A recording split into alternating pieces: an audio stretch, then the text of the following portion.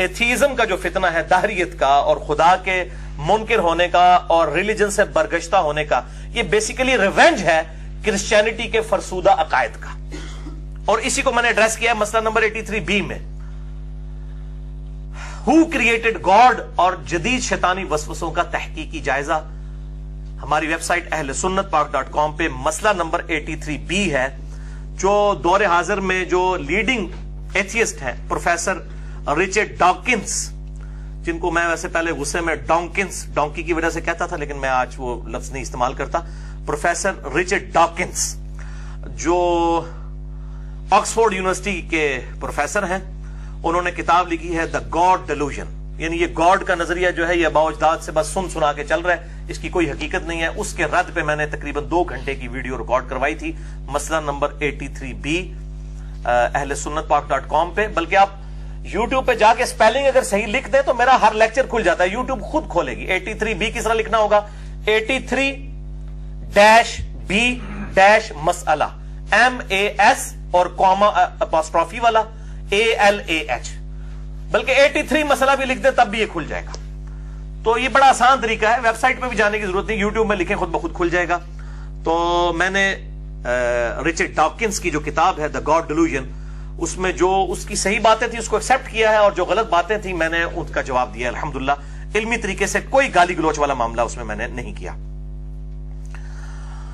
اب آ جائیے میرے بھائیو فتنہ جس کو میں نے ڈسکس کرنا تھا. آج کل کے کچھ نیو مرتدین ہیں جو مرتد ہوئے ہیں. ایک گورا مرتد ہوا، 16 سال کے بعد اسلام چھوڑا، اور اس نے بھی بس وہ جس کو کہتے ہیں نا مرغے کی ٹانگ پکڑ لینا، ایک مسئلے کو پکڑنا اس کو گھسیٹنا. یہ مسئلہ اس نے پہلے اٹھایا، اس کے بعد یہ بھینسا پیج والے جو فیس بک کے اوپر چلا رہے ہیں معاملات، انہوں نے اس کو جو ہے وہ ہوا دینی شروع کی. سیدہ صفیہ بنت حویی بن اخطب رضی اللہ تعالی عنہا وسلام اللہ علیہا ام المؤمنین کے نکاح کے حوالے سے جو آپ صلی اللہ علیہ وآلہ وسلم کے عقد میں آئیں، تو ان کا یہ پوائنٹ آف ویو ہے. ویسے تو باتیں کئی ہیں لیکن میں جو کسی کو جھوٹا ثابت کرنے کے لیے جو مین پوائنٹ آف ویو ہے وہ ایڈریس کر دیا جائے، باقی ساری چیزیں ضمنی ہو جاتی ہیں، ورنہ 1-1.5 گھنٹہ لگ جائے گا. میں ان چیزوں کو سکپ کر رہا ہوں. ان کا پوائنٹ آف ویو یہ ہے کہ آپ صلی اللہ علیہ وآلہ وسلم نے سیدہ صفیہ بنت حویی رضی اللہ تعالی عنہا کے ساتھ نکاح کیا اس حال میں کہ چونکہ وہ یہودیہ تھیں، ان کے نئی شادی ہوئی تھی، بخاری مسلم میں آتا ہے، میں حدیث کے نمبر بھی بتا دیتا ہوں. اور غزوہ خیبر کے دوران ان کا جو شوہر تھا وہ قتل ہو گیا، اور یہ لونڈی بن کے جنگی قیدی بن کے آئیں، اور آپ صلی اللہ علیہ وآلہ وسلم نے ان کو آزاد کر کے ان کی آزادی، ان کا حق مہر جو ہے وہ رکھا گیا اور ان کے ساتھ نکاح فرما لیا. ان کا مین اعتراض اس میں یہ ہے کہ آپ صلی اللہ علیہ وآلہ وسلم نے نعوذ باللہ من ذالک قرآنی حکم کو توڑا ہے. قرآن میں تو آیا ہے کہ جن عورتوں کے شوہر فوت ہو جائیں یا جو طلاق یافتہ عورتیں ہیں وہ بھی، ان کی جب تک عدت نہ گزرے، جو خاص اسپیسیفک پیریڈ آف ٹائم ہے جس کے اندر دوسرا نکاح نہیں کیا جا سکتا، تو وہ عورت دوسرا نکاح نہیں کر سکتی. تو آپ صلی اللہ علیہ وآلہ وسلم نے وہ عدت کی مدت گزارے بغیر کیوں دوسرا نکاح کر لیا ان کے ساتھ؟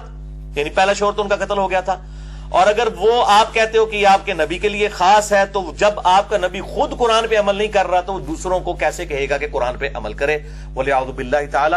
اعتراض بڑا جینون ہے، لیکن جب میں جواب دوں گا تو آپ کو پتا چلے گا کہ بالکل جھوٹا اعتراض ہے آپ صلی اللہ علیہ وآلہ وسلم کی مبارک ذات کے اوپر. اب میں اس کو سٹیپ وائز کلیئر کروں گا تاکہ آپ کو بات سمجھ آ جائے. ظاہر ہے اس میں کئی لوگ ایسے بھی ہوں گے جن کو بات سمجھانے کے لیے تھوڑی سی ڈیپتھ میں جانا ضروری ہے. پہلے تو اصولی بات سمجھ لیں ہمارے محبوب صلی اللہ علیہ وآلہ وسلم کے حوالے سے. ہمارے محبوب صلی اللہ علیہ وآلہ وسلم کی شخصیت وہ ہے جس پہ کوئی 1 یا 2 کیمرے فٹ نہیں تھے، ہزاروں کیمرے فٹ تھے ہمارے نبی صلی اللہ علیہ وآلہ وسلم کی مبارک ذات پہ، صحابہ کرام علیہم رضوان کی شکل میں، جو سفر و حضر میں ہر وقت آپ کو کلوزلی واچ کرتے تھے. آپ کی کئی بیویاں جو آپ صلی اللہ علیہ وسلم کی خلوت کی ساتھی تھیں، آپ صلی اللہ علیہ وآلہ وسلم کی وفات کے بعد کتنے سال تک زندہ رہیں؟ سیدہ ام سلمہ آپ صلی اللہ علیہ وسلم کی وفات کے بعد کم از کم 53 سال تک زندہ رہیں. واقعہ کربلا کے بعد بھی 64 ہجری میں وہ فوت ہوئی. سیدہ عائشہ سب سے لاڈلی بیوی وہ آپ صلی اللہ علیہ وسلم کی وفات کے بعد 47 سال تک زندہ رہیں، 58 ہجری کے اندر فوت ہوئی. بیوی سے زیادہ انسان کے کوئی کلوز نہیں ہوتا. ان ساری بیویوں میں سے کوئی ایک بیوی تو ایسی ہوتی جو بتاتی کہ نعوذ باللہ من ذالک، یہ جو کچھ انہوں نے کیا یہ نعوذ باللہ سب کچھ ڈھکوسلا تھا اور یہ خلوت میں اس طرح کا انسان تھا. نعوذ باللہ.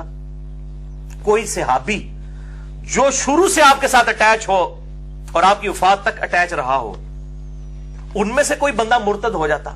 مرتد ہوئے وہ بالکل فتح مکہ پہ معافی مانگ کے مسلمان، جو اس وقت دنیاوی لالچ میں آئے تھے وہ مرتد ہوئے. واقعی کہ یہ صاحب مرتد ہوئے، لیکن وہ اور لوگ ہیں. وہ میرا مسئلہ نمبر 96 ریکارڈ ہے، عظمت صحابہ، رد المنافقین اور سنی شیعہ کے اختلاف کا تحقیقی جائزہ.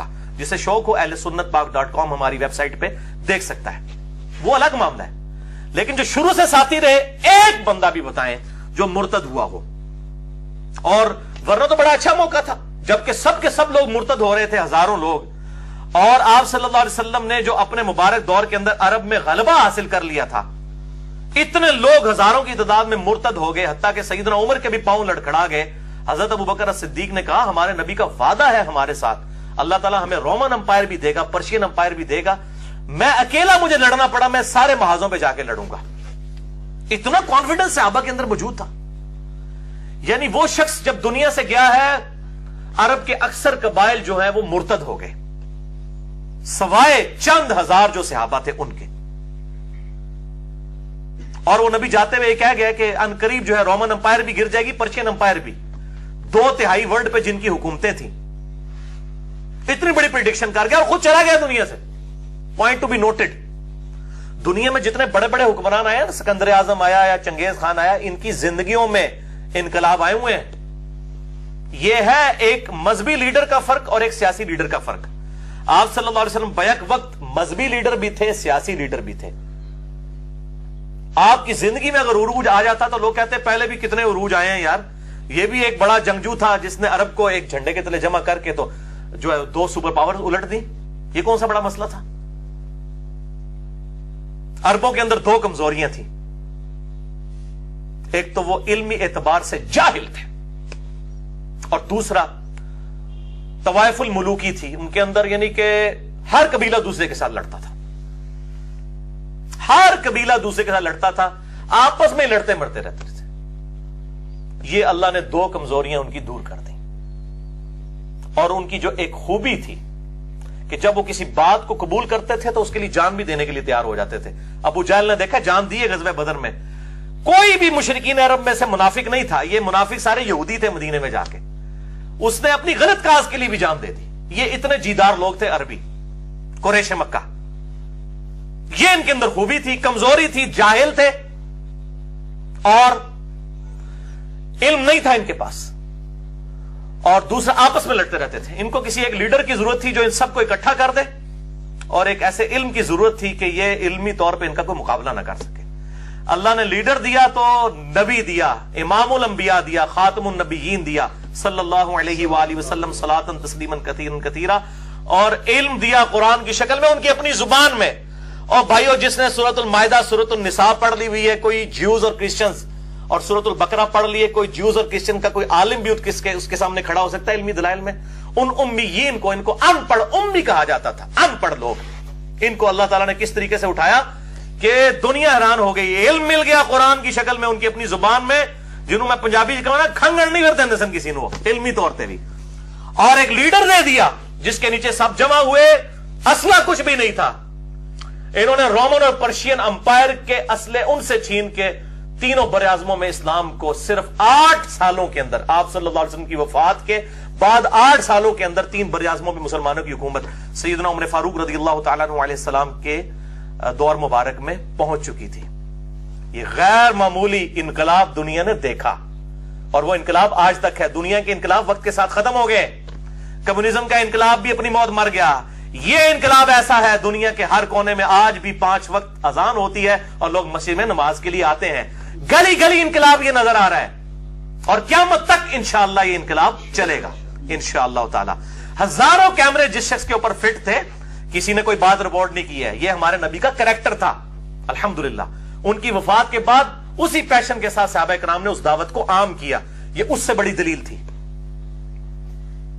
آپ صلی اللہ علیہ وسلم کی حقانیت کی کہ آپ کی پروفیسیز آپ کی وفات کے بعد پوری ہوئی. ایک تو ہے آپ کی زندگی میں، وہ تو آپ کی لیڈرشپ بھی ہو سکتی تھی، لیکن آپ کی وفات کے بعد آپ کی پریڈکشنز، پروفیسیز، آپ کی مستقبل کی خبریں من و عن اسی طریقے سے پوری ہونا، یہ اس چیز کا ثبوت ہے کہ آپ اللہ کے پیغمبر ہیں صلی اللہ علیہ وآلہ وسلم. بھائیو، اسلام میں عدت کا مسئلہ پہلے سمجھ لیں. میں یہ جو اعتراض کیا ہے سیدہ صفیہ کے نکاح کے حوالے سے، تو یہ امت میں سنی شیعہ سب کا اتفاق ہے، اجماعی مسئلہ ہے. 2 پوائنٹس آپ سمجھ لیجئے. نمبر 1، مطلقہ کی جو عدت ہے وہ کتنی ہے، یعنی طلاق یافتہ جو خاتون ہے اس کی عدت کتنی ہے. میں وہ آیات نہیں پڑھوں گا ورنہ ٹائم زیادہ لگ جائے گا، آپ خود پڑھ لیجئے گا. سورۃ البقرہ آیت نمبر 228 میں اللہ تعالیٰ نے جو طلاق یافتہ عورت ہے اس کی عدت بتائی ہے کہ جس عورت کو طلاق ہو خاوند کی طرف سے، اس کی عدت کہتے ہیں جس ٹائم پیریڈ کے لیے وہ نیا نکاح کرنے سے رک جائے گی، وہ شمار کرے گی اس کو. عدہ، عدد کا لفظ اردو میں بھی استعمال ہوتا ہے، یعنی پیریڈ آف ٹائم. وہ عدت ہے 3 طہر یا 3 حیض، یعنی 3 دفعہ حیض آ کے عورت پاک ہو. سورۃ البقرہ آیت نمبر 228 میں مطلقہ عورت کی عدت آئی ہے. اور دوسری چیز وہ ہے بیوہ کی عدت. وہ سورۃ البقرہ کی آیت نمبر 234 میں آئی ہے کہ بیوہ عورت جس کا خاوند مر جائے اس کی جو عدت ہے وہ 4 مہینے اور 10 دن ہے. یہ عدت بھی ہے اور اس کا سوگ بھی ہے. 4 مہینے 10 دن. لیکن ان دونوں کیسز میں، چاہے مطلقہ ہو، طلاق یافتہ خاتون ہو، چاہے بیوہ ہو، اس کی عدت فوراً ہی ختم ہو جائے گی اگر وہ عورت حاملہ ہے اور وضع حمل اس کا ہو جائے، یعنی بچہ پیدا ہو جائے، چاہے جس دن اس کا خاوند مرا ہے یا جس دن اس کے خاوند نے اسے طلاق دی اسی دن اگر اس کے ہاں اولاد ہو جائے تو یہ ایکسیپشن اللہ تعالیٰ نے قرآن حکیم میں دے دی ہے. سورہ الطلاق آیت نمبر 4 میں، اعوذ باللہ من الشیطان الرجیم، بسم اللہ الرحمن الرحیم. وَأُولَاتُ الْأَحْمَالِ أَجَلُهُنَّ أَن يَضَعْنَ حَمْلَهُنَّ، اور حاملہ عورتوں کی عدت یہ ہے کہ وہ اپنا حمل جو ہے اس کا وضع کر لیں، یعنی حمل ظاہر ہو جائے، ان کی اولاد پیدا ہو جائے. یہ حاملہ عورتوں کی عدت ہے. قرآن حکیم سورہ الطلاق آیت نمبر 4 میں، چاہے وہ مطلقہ تھی چاہے بیوہ تھی، دونوں صورتوں میں یہ معاملہ ہوگا. ویسے تو اب بیوہ ہے 4 مہینے 10 دن ہے، لیکن اگر وہ پریگنٹ تھی تو 8 مہینے بعد کہیں یا 9 مہینے بعد اولاد اس کے ہوتی ہے تو وہ 9 مہینے انتظار کرے گی. اور دوسری طرف اگر اسی دن وہ ڈیلیوری ہو جاتی ہے تو اس کی اللہ تعالیٰ نے ایکسیپشن دیا، اب وہ سوگ بھی نہیں کرے گی، سوگ بھی ختم. اور اسی کانٹیکسٹ میں ایک حدیث بھی ہے، صحیح بخاری اور صحیح مسلم کی متفقون علیہ حدیث ہے. صحیح بخاری میں 5330 اور صحیح مسلم میں 3723 اور مشکات میں بھی الحمدللہ موجود ہے 3328. انسائکلوپیڈیا آف حدیث مشکات کے اندر سیدہ سبیہ رضی اللہ تعالی عنہ صحابیہ تھی، ان کے خاوند ایک صحابی تھے، وہ فوت ہو گئے. تو چند دن کے بعد ان کے ہاں بچہ پیدا ہوا، چند دن کے بعد. اور اس حدیث کے راوی سیدنا مسور بن مخرمہ اور ام سلمہ ہے رضی اللہ تعالی عنہما. تو وہ آپ صلی اللہ علیہ وسلم کے پاس آئیں کہ یا رسول اللہ صلی اللہ علیہ وسلم میں نے بچہ جنا ہے، اور ان کو قرآن کی آیت پتا تھی، سورہ الطلاق کی آیت نمبر 4، کہ جو عدت ہے وہ حمل والی کی یہ ہے کہ حمل ظاہر ہو جائے. یہ لفظ ہے حمل، میم کے اوپر جزم ہے، یہ مولویوں کے لیے بتا رہا ہوں. حمل اس کا ظاہر ہو جائے تو اس کی جو عدت ہے وہ ساتھ ہی ختم ہو جائے گی. اب قرآن حکیم میں یہ کلیریفیکیشن نہیں تھی کہ یہ مطلقہ کی بات ہو رہی ہے یا بیوہ کی. اب وہ تو تھی بیوہ کی تو اس سے بھی زیادہ ہے نا، 4 مہینے 10 دن ہے. مطلقہ کی تو 3 تو رہا ہے، 3 مہینے تقریباً. تو اب یہ بیوہ عورت تھی تو 4 مہینے 10 دن، اور اس کا تو خاوند بھی مرا ہوا تھا، اس کو تو سوگ بھی کرنا چاہیے تھا. تو نبی صلی اللہ علیہ وسلم نے قرآن حکیم کی اسی آیت کے تحت اس کو حکم عام فرمایا اور فرمایا کہ تمہیں اجازت ہے تم نکاح کر لو، اور اس نے نکاح کر لیا. یعنی چاہے مطلقہ ہو چاہے بیوہ ہو، اگر وضع حمل ہو جائے، چاہے اسی دن ہو یا 1 دن بعد ہو، نہ وہ 4 مہینے 10 دن کی عدت کرے گی اور نہ ہی وہ 3 طہر والی عدت کرے گی اگر وہ مطلقہ ہے، اور اگر بیوہ ہے تو 4 مہینے 10 دن والی عدت اس کی، سوگ بھی ساتھ، یہ ایکسیپشن ہے جو ختم ہو جائے گا۔ اب آ جائیں کافروں کی طرف سے جو لونڈیاں ہیں، ان کے ساتھ اگر کوئی نکاح کرے، جو کہ سیدہ صفیہ بنت حویی بن اخطب کا کیس ہے، ان کا کیا معاملہ ہوگا؟ اب لونڈیوں کا جو ایشو ہے میرے بھائیوں، اس پہ گھنٹوں بولا جا سکتا ہے، لیکن میں نے پہلے بھی ایک میرا کلپ بھی چڑھا ہوا ہے، پولیٹیکل سسٹم آف اسلام پہ 2 کتابیں ہیں، اور دونوں ہی مولانا مودودی رحمہ اللہ تعالی نے لکھی ہیں، الجہاد فی الاسلام اور خلافت و ملوکیت، یہ 2 کتابیں، اور الجہاد فی الاسلام میں انہوں نے ان لونڈیوں کا جو معاملہ ہے، اور اس طریقے سے صحابہ کرام پرشین امپائر اور رومن امپائر پہ کیوں چڑھ دوڑے تلوار کے زور کے اوپر، ان سارے ایشوز پہ جو کافروں کے اعتراضات تھے، کافروں کی کتابوں سے، ہندوؤں کی وید جو تھی ان سے، اور اس طریقے سے اولڈ ٹیسٹمنٹ نیو ٹیسٹمنٹ سے حوالے دیے، جتنے آج ڈاکٹر ذاکر نائک احمد دیدہ صاحب جتنے حوالے پیش کر رہے ہیں نا، یہ 1925 میں جو کتاب مولانا مودودی کی چھپی تھی، جس پہ ڈاکٹر اقبال شاعر مشرق نے تقریز لگائی تھی، اور اس وقت صرف 22 سال عمر تھی مولانا مودودی کی، اور انہوں نے کہا تھا کہ یہ شخص مسلمانوں کو لیڈ کرے گا، الجہاد فی الاسلام، تقریباً 500 صفحوں کی وہ کتاب ہے، اور وہ پوری دنیا میں اس کے ساتھ کی اور کوئی کتاب پروڈیوس نہیں کی گئی، یہ لونڈیوں کا سارا ایشو اس میں انہوں نے ریزالو کیا ہے، میں صرف وہ کتاب ریفر کر رہا ہوں۔ بہرحال یہاں پہ میں حدیث بتا دوں کہ لونڈیوں کی جو عدت کتنی ہے، اگر کوئی لونڈی مسلمانوں کے قبضے میں آئی، یعنی لونڈی وہ ہوگی جو مسلمانوں سے میدان جنگ میں لڑنے کے لیے مرد آئے ہیں اور ان کی عورتیں بھی ساتھ آئی ہوئی ہیں، تو ظاہر ہے وہ مسلمانوں سے لڑنے کے لیے آئی ہوئی ہیں نا، تو ایسوں کے جب مرد شکست کھا جائیں گے یا مر جائیں گے، دونوں کیسز میں ان کی عورتوں کو مسلمان لونڈیاں بنائیں گے۔ اب یہ سسٹم تقریباً وہ ایبسلیٹ ہو چکا ہے، اب یہ الگ معاملہ ہے، بہرحال اس وقت یہ تھا معاملہ، تو وہ لونڈیاں بنائی جائیں گی۔ اب ظاہر ہے جب لونڈیاں بنائی جائیں گی تو مسلمان ان کے ساتھ بغیر نکاح کے بھی صحبت کر سکتے ہیں، اور ترغیب دلائی گئی، بخاری و مسلم کی متفق علیہ حدیث ہے، جو لونڈی کو آزاد کر کے نکاح کر لے اللہ تعالیٰ اسے ڈبل اجر عطا فرمائے گا، ترغیب دلائی گئی، اور آپ صلی اللہ علیہ وسلم نے خود ایک مثال بھی سیٹ کر دی سیدہ صفیہ کے کیس میں، ورنہ لونڈیوں کو لوگ اس طریقے سے اتنا سٹیٹس نہیں دیا کرتے تھے۔ تو لونڈیوں کی عدت کتنی ہوگی، اس حوالے سے صحیح حدیث ہے مسند احمد میں، سنن ابی داؤد میں، سنن دارمی میں، اور اس کی پوری صحیح سند جو ہے وہ سنن ابی داؤد الطیالسی میں موجود ہے، اور مشکات میں الحمدللہ یہ انسائکلوپیڈیا آف حدیث، اس میں انٹرنیشنل نمبر کے مطابق 3338 نمبر حدیث ہے مشکات کے اندر، انہی چاروں بکس کے حوالے سے، کہ جو حاملہ جو لونڈیاں ہیں ان کا وضع حمل آپ صلی اللہ علیہ وسلم نے فرمایا اس کا انتظار کیا جائے گا، اس کے بعد نکاح ہو سکتا ہے۔ لیکن یہ جو حاملہ چاہے لونڈی ہو چاہے کوئی اور عورت ہو، جب وضع حمل ہوگا نکاح تو ہو سکتا ہے، لیکن اس کے ساتھ ازدواجی تعلق اس وقت قائم ہوگا جب وہ نفاس کا پیریڈ گزار لے گی 40 دن، یہ ذرا ذہن میں رکھیے گا، نکاح ہو جائے گا لیکن صحبت نہیں ہو سکتی۔ اور یہ جو الفاظ ہیں کہ لونڈیاں جو حاملہ ہیں ان کے وضع حمل جو ہے وہ اس کا انتظار کیا جائے ان سے صحبت کے لیے، صحیح مسلم میں بھی یہ الفاظ موجود ہیں، مسلم میں 3562 اور مشکات میں 3337۔ آپ صلی اللہ علیہ وسلم نے فرمایا کہ میں چاہتا ہوں ایسے لوگوں پر لعنت کروں، اور ایسی لعنت کروں کہ ان کی قبر تک جائے کہ جو لوگ حاملہ عورتوں کے ساتھ، لونڈیوں کے ساتھ، عورتوں کے نہیں لونڈیوں کے ساتھ جو ہے وہ صحبت کرتے ہیں، اور جو عورت اپنی بیوی حاملہ ہے اس کے ساتھ تو صحبت ہو سکتی ہے، یہ لونڈیوں کی بات ہو رہی ہے جب تک ان کا وضع حمل نہ ہو جائے۔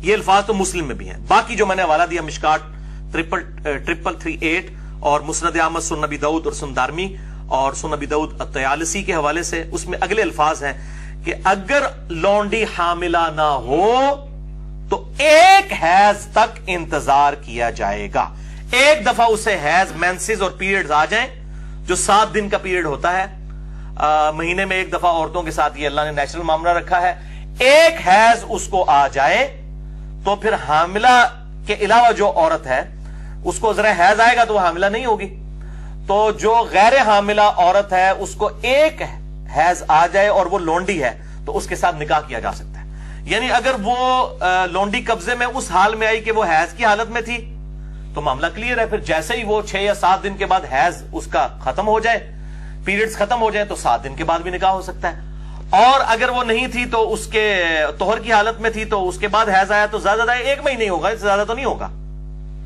تو حیض کے بعد اس کے ساتھ نکاح کیا جا سکتا ہے، اور یہی سیدہ صفیہ کے کیس میں ہوا۔ اس کے لیے جو ٹرم استعمال ہوئی ہے احادیث میں وہ ہے استبراء، تو تو میرے بھائیوں اس شریعت کی ٹرم کے اندر اس کے لیے ایک ٹرم استعمال ہوتی ہے جو عورتیں حاملہ نہیں ہیں اور وہ لونڈیاں ہیں، غیر حاملہ لونڈیاں، ان کے لیے ایک ٹرم استعمال ہوتی ہے استبراء رحم. یہ لفظ ہے رحم، یوٹرس. استبراء یعنی برات، خالی ہونا، یعنی اس چیز کو انشور کرنا کہ ایسی عورت کا جو رحم ہے یعنی اس کی یوٹرس جو ہے وہ خالی ہے، یعنی اس میں بچے والا معاملہ نہیں ہے، وہ پریگننٹ نہیں ہے. لونڈی کے لیے اس کو انشور کیا جائے گا، اور وہ انشور کرنے کا طریقہ میں نے اس حدیث کے تحت بتا دیا کہ جو غیر حاملہ لونڈی ہے اس کے لیے ایک حیض کا انتظار کیا جائے گا. یعنی جب وہ اسپیسیفک پیریڈ آف ٹائم گزر جائے گا، وہ 7 دن کے لیے حیض آتا ہے، اس کے بعد جب وہ طہر میں آ جائے گی طہارت کی حالت میں، تو پھر اس کے ساتھ نکاح ہو سکتا ہے. یہ مطلقہ والا ایشو بھی نہیں ہے اور نہ بیوہ والا ایشو ہے. لہٰذا یہ جو آپ صلی اللہ علیہ وآلہ وسلم کے اوپر ایلیگیشن لگائی گئی کہ آپ صلی اللہ علیہ وآلہ وسلم نے ایک بیوہ عورت کے ساتھ جس کا خاوند جو ہے وہ قتل ہو چکا تھا غزوہ خیبر میں، تو وہ یہ سمجھ رہے تھے کہ شاید اب چونکہ یہ بیوہ ہے تو 4 مہینے 10 دن اس کی عدت ہونی چاہیے، اس کے بعد آپ صلی اللہ علیہ وسلم نکاح کریں، تو وہ بیوہ اس حکم میں داخل ہی نہیں ہے، وہ ہے لونڈی، اور وہ ہے جنگی لونڈی جو جنگ کرنے کے لیے اللہ کے نبی کے خلاف آئی ہوئی ہے، اور اس دوران وہ قید ہو کر آپ صلی اللہ علیہ وآلہ وسلم کے پاس آئی ہیں. تو ان کا جو پاک ہونے کا پیریڈ ہے وہ ایک حیض ہے جسے استبراء رحم کہا جاتا ہے، یعنی انشور کرنا کہ یوٹرس ان کی جو ہے وہ خالی ہے. تو یہ میرے بھائیوں سیدہ جو صفیہ بنت حویی بن اخطب رضی اللہ تعالی عنہ وعلیہ السلام، ان کی نئی نئی شادی ہوئی تھی غزوہ خیبر کے موقع پر ہی، ابھی نئی نئی دلہن بنی تھی، اور ان کا خاوند ظاہر ہے کہ وہ مسلمانوں سے لڑنے کے لیے آیا، وہ قتل ہو گیا، اور اس کے بعد یہ جنگی قیدی لونڈی بنا کر لائی گئیں. اسی دوران سیدنا دحیہ کلبی رضی اللہ تعالیٰ عنہ، جن کی شکل میں حضرت جبرائیل علیہ السلام بھی آیا کرتے تھے جب انسانی شکل میں آتے تھے. یہ پوری ڈیٹیل میں آپ کو حدیث کا ریفرنس بھی پہلے بتا دیتا ہوں تاکہ آپ کو بات سمجھنے میں آسانی ہو. یہ حدیث صحیح بخاری میں کم از کم اس کے 2 طرق موجود ہیں، 2 سے زیادہ ہیں، لیکن جو ڈیٹیل والے ہیں وہ 2 ہیں. انٹرنیشنل نمبر کے مطابق 371 اور 4211، اور صحیح مسلم میں 3 اس کے طرق ہیں. انٹرنیشنل نمبر کے مطابق 3497، 3500 اور 3501. یہ بخاری اور مسلم کی متفقن علیہ حدیث ہے، اور اس کے اندر یہ پوری ڈیٹیل موجود ہے سیدہ صفیہ بنت حویی بن اخطب رضی اللہ تعالی عنہا کے حوالے سے. تو سیدنا دحیہ کلبی رضی اللہ تعالیٰ عنہ نے نبی صلی اللہ علیہ وسلم سے خواہش کی کہ یا رسول اللہ مجھے بھی ایک جنگی لونڈی دے. آپ نے فرمایا جنگی لونڈیوں میں سے جو ہے پسند کر کے لے لو. تو انہوں نے ایک لونڈی پسند کی اور وہ یہی تھی سیدہ صفیہ. تو کسی دوسرے صحابی نے آ کر عرض کیا اللہ کے محبوب صلی اللہ علیہ وآلہ وسلم، یہ سارے طریق اکٹھے ہیں، ان سب کو جمع کریں. بالکل اس کو غلط رنگ دینے کی کوشش کرتے ہیں جو آپ صلی اللہ علیہ وسلم کی شان پہ کیچڑ اچھالنا چاہتے ہیں. اس میں الفاظ ہیں، وہ صحابی نے مشورہ دیا یا رسول اللہ صلی اللہ علیہ وآلہ وسلم، اس طرح ایک اعلی خاندان کی عورت ہے جو بنو قریظہ اور بنو نذیر، عربی میں نذیر کہتے ہیں، دعاد ہے، اس کا جو سردار ہے وہ اس کی بیٹی ہے صفیہ بنت حویی. تو یہ آپ نے اس صحابی کو دے دی ہے دحیہ کو، یہ تو اس قابل ہے کہ آپ اسے اپنی لونڈی بنا لیں. یعنی ظاہر عرب قبائل کے اندر ایک بڑی وہ خاندان کا اونچا ہونا، اس کی بڑی ایک اہمیت تھی، اور اسلام نے بھی اس کو انڈورس کیا. اس کی بنیاد پہ نفرت نہ کی جائے، لیکن کہا گیا کہ اپنے کفر میں شادی کرو، جو صحیح بخاری میں حدیث ہے. اب یہ تو نہیں ہے کہ ایک ایئر کنڈیشن کمرے میں رہنے والی لڑکی کی ایک جھونپڑی والے لڑکے کے ساتھ شادی کی جائے، ایسا نہیں ہو سکتا، پاسبل نہیں. ہم پلہ ہونا چاہیے، مطلب جائز تو ہے، لیکن ہم پلہ والا معاملہ اسلام جو ہے وہ نیچر کے اوپر ہے، نیچر اس کی اجازت نہیں دیتی ہے.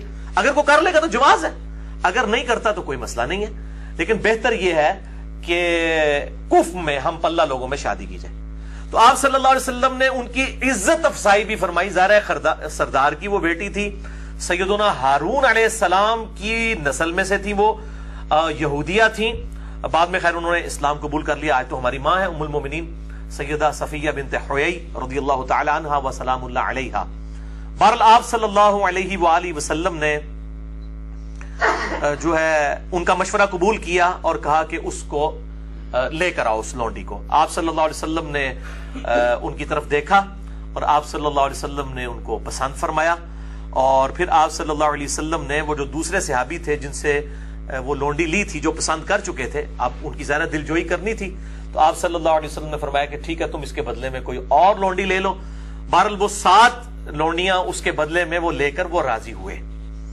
تو وہ 7 لونڈیاں خیر انہوں نے لی اور آپ صلی اللہ علیہ وسلم نے ان کو لیا, سیدہ صفیہ کو اور سیدہ ام سلیم رضی اللہ تعالی عنہا جو سیدنا انس ابن مالک کی ماں تھی ان کے حوالے کیا کہ اس کے پاس تم وقت گزارو.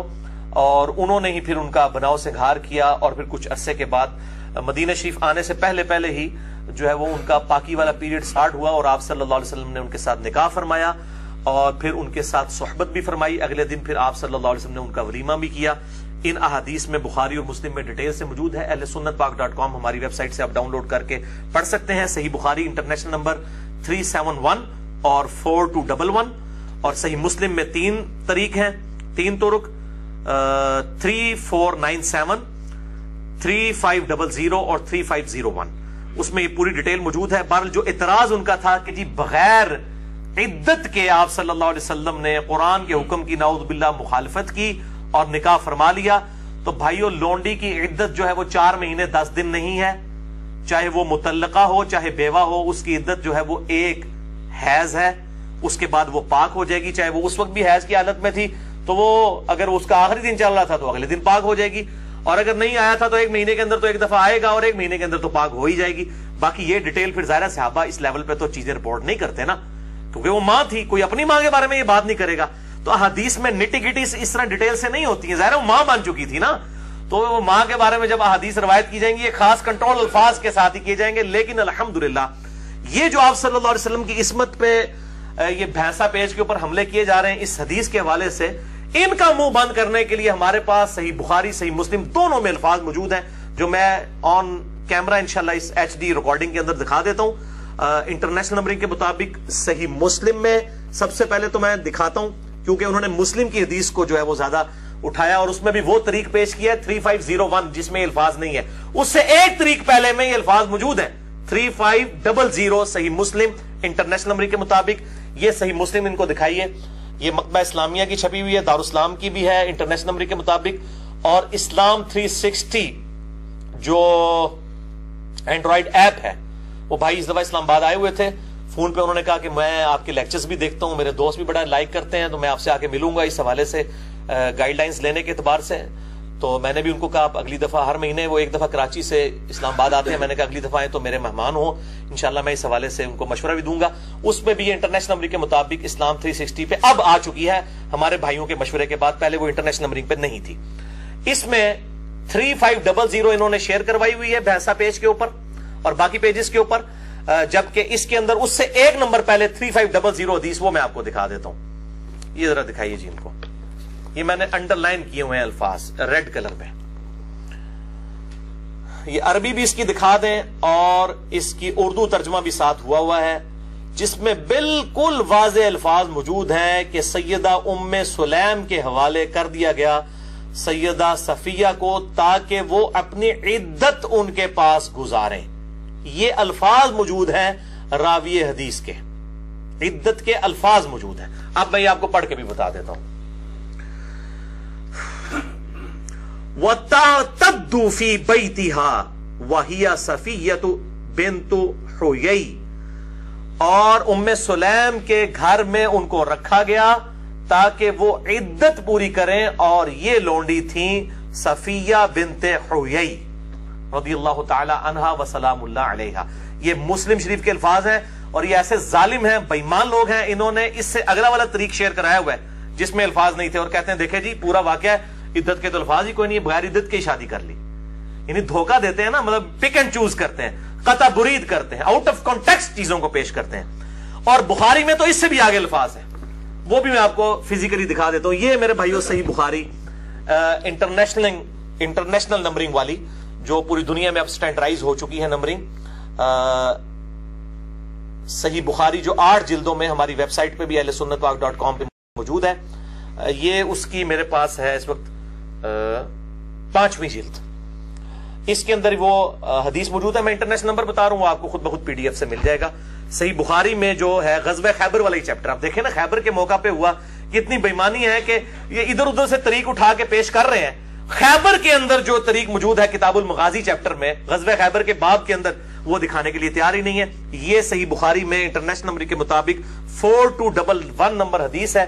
اس میں نے وہ والا پورشن انڈر لائن کیا ہوا ہے, یہ والا. صرف اسی پیج کو ٹارگٹ کیجئے, عربی بھی اور اس کی اردو ترجمہ بھی صحیح بخاری کے اندر 4211 انٹرنیشنل نمبرنگ کے مطابق صحیح بخاری میں یہ حدیث موجود ہے. اب یہ الفاظ بھی میں اس کے ورڈ بائی ورڈ اس کو پڑھ کے بتا دیتا ہوں آپ کو. الفاظ کیا ہیں؟